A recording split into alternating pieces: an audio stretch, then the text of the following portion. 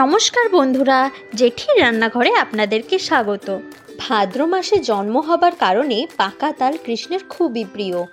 জন্মাষ্টমীতে তাই তালের বড়া, তাল ক্ষীর, তালের লুচির মতো নানাবিধ সুস্বাদু খাবার সাজিয়ে দেওয়া হয় থালায়। ফাইনালি এসে গেল বছরের সেই সময়, তালের বিভিন্ন রকম পদ খাওয়ার উৎসব।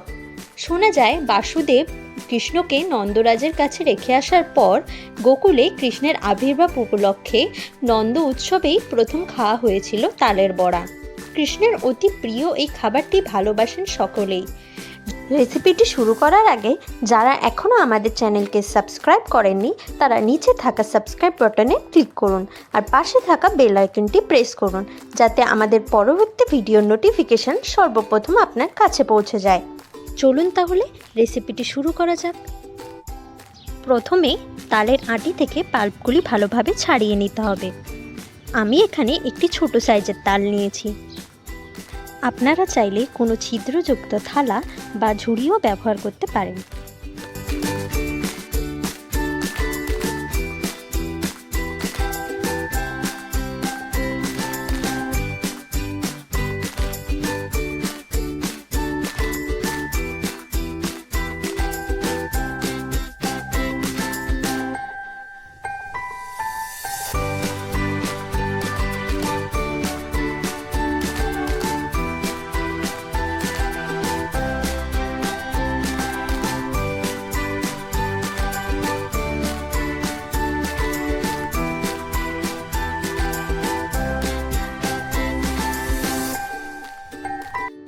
পাল্প বের করা হয়ে গেছে।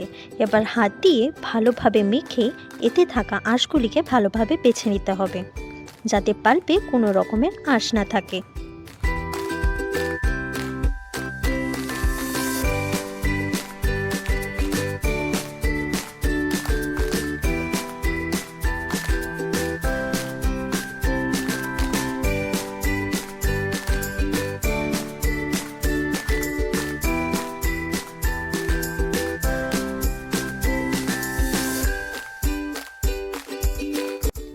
এবার একটি পাত্রে তালের পাল্প, স্বাদ অনুসারে লবণ, 1 কাপ পরিমাণ চিনি, এখানে 250 গ্রাম চিনি আছে,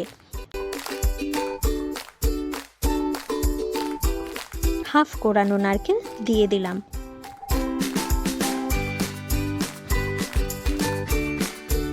আর দিয়ে দিলাম 3 বাটি চালের গুঁড়ো।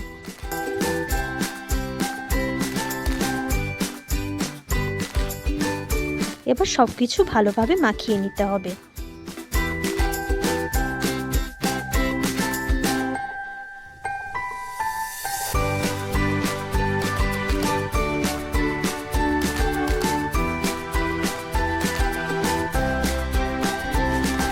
এরপর 1 বাটি পরিমাণ ময়দা দিয়ে আবারও ভালোভাবে মিশিয়ে একটা আঠালো ব্যাটার তৈরি করে নিতে হবে।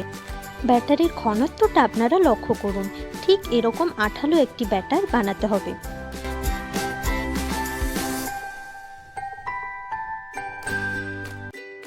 এবার কড়াইতে বেশ কিছুটা পরিমাণ তেল গরম করে নিয়ে এই তালের ব্যাটারটা নিয়ে ছোট ছোট বড়ার আকারে তেলের মধ্যে ছেড়ে দেব।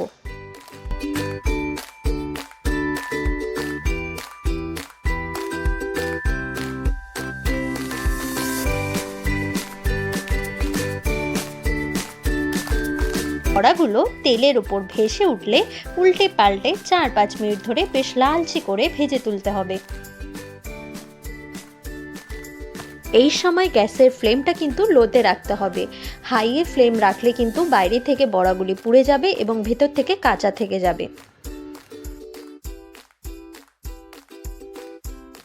জন্মাষ্টমী পুজোর রীতি শুরু হয় সূর্য ডোবার পর। ভজন, পুজো, মধ্যরাতে উপবাস ভাঙার পরের দিন পালিত হয় নন্দ উৎসব।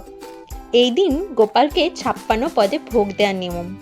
কৃষ্ণের প্রিয় মাখন মিশ্রির সঙ্গে নানা রকমের মেওয়া নিমকিও দেওয়া। 5 মিনিট হয়ে গেছে, দেখুন বড়াগুলো কি সুন্দর লালচে বর্ণ ধারণ করেছে। এবার বড়াগুলিকে তুলে নেব।